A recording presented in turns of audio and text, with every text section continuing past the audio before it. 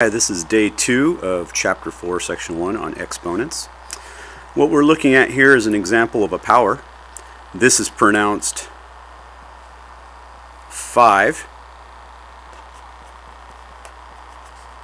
to the 4th power. Actually, some of us do just say 5 to the 4th as we get into high school. But for right now, we'll just include the name or the word power. Okay? Again, this is a power. Now, this larger number on the bottom, and when I say larger, I mean by actual size. It is taller than this. This is called the base. And this is your factor. This shorter number, sort of hidden up here in the top right-hand corner, this is called your exponent. And this is telling you how many times to multiply the factor to itself. So in this case, 5 to the 4th power is 5 times 5 times 5 times 5.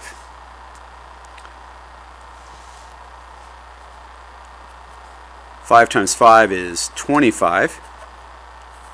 Right? Then again, we'll do this pair of 5s, and that's 25.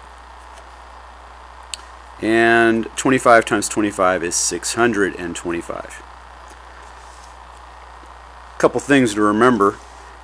This form right here is also called exponential form.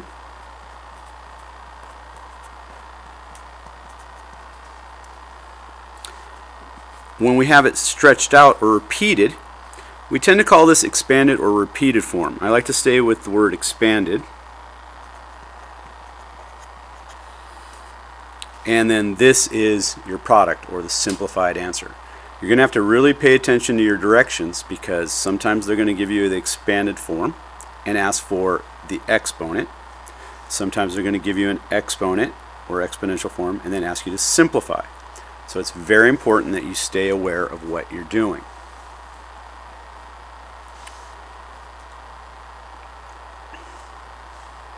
This is something we've been talking about here.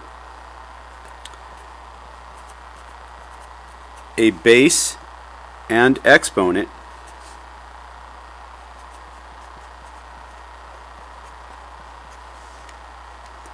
are called a power.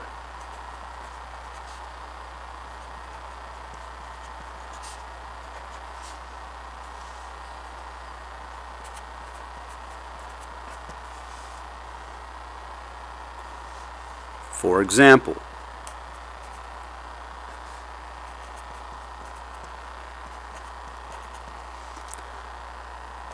3 to the 1st power, 3 squared, 3 cubed, 3 to the 4th, and so on, are called powers of, and if you're thinking in your head, powers of 3, you're correct. And that's because the base number in those 4 examples are the same base, 3. And if you were to change this to, let's say, 7, 7 to the 1st, 7 squared, 7 cubed, 7 4th, well then you'd be saying that we're talking about the powers of 7. So remember, that's because 3 is the base. Now I use 2 special names in there referring to their exponents. The first one is called squared.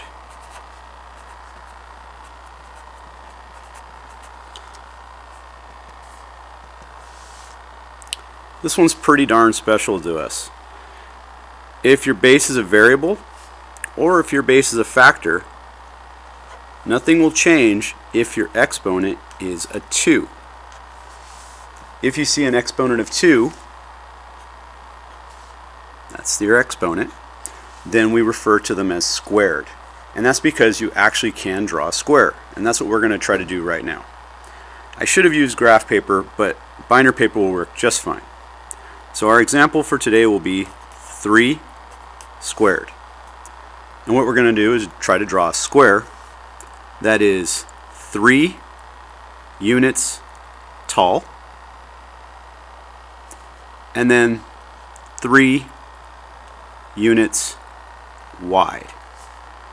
And if we connect these,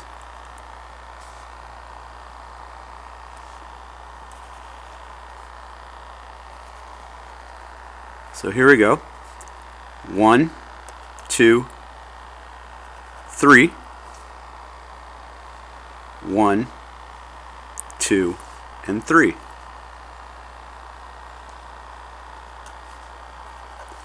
And this is really just a multiplication table. This is just 3 times 3.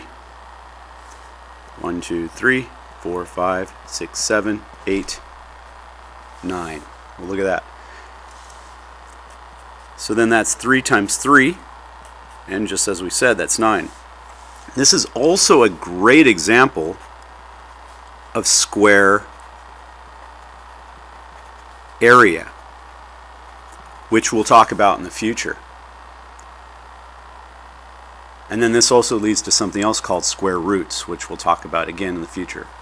But this right here is a perfect example of square area. And we'll be doing something pretty important in May and June with that. Now after squared comes another word that's pretty darn special in math, which is called cubed.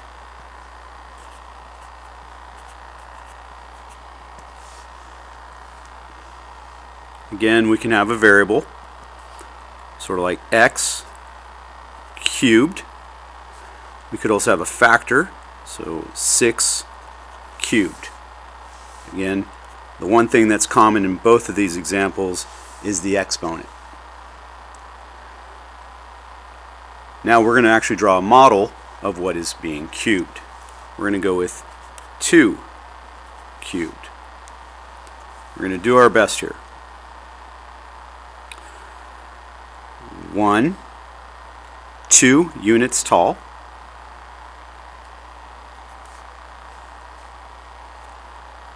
1, 2 units wide. So this is going to be the face of our cube. So there's our 2 units tall, 1, 2, and then here's our width. Now we have to go back. So 1, 2, 1, 2, 1, 2. This part's definitely the most difficult, but it is what it is as far as drawing. This is why graph paper is so awesome. And there you go. 1, 2. So this is our height. These lines right here are height. This corner, this corner, this corner. This is our width right here, and then back here. And this is our depth right here, right here, and right here. Obviously there are sides that we can't see. So this is where your imagination has to really work. We have cube 1, cube 2, cube 3, cube 4. Back here is cube 5, 6, 7, and then in the back, on the bottom, in the corner, is cube 8. And I'll prove that through the math. 2 times 2 times 2. 2 times 2 is 4. 2 times 4 is 8. And this is also another example of not just square area, but volume, or cubic space. Now, this is really just the basics, but we're going to do one more example of where we actually put some of this to work. We did something just like this yesterday, but we're going to change the values around. This is x times the quantity, y to the x, minus z to the y, plus x to the y.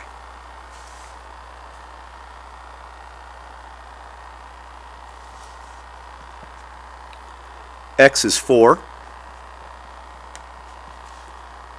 y is 2, and z will be 3.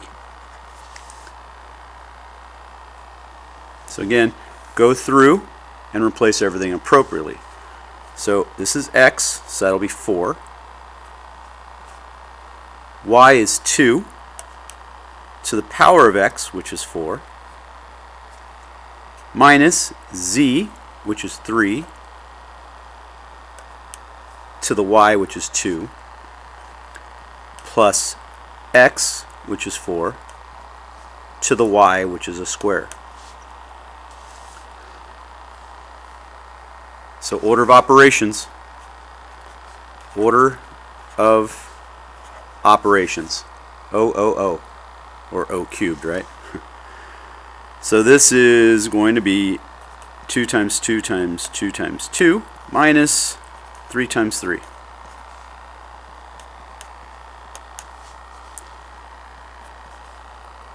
Multiply by pairs. So 2 times 2 is 4. 2 times 2 is 4. Minus 9. 4 times 4 is 16.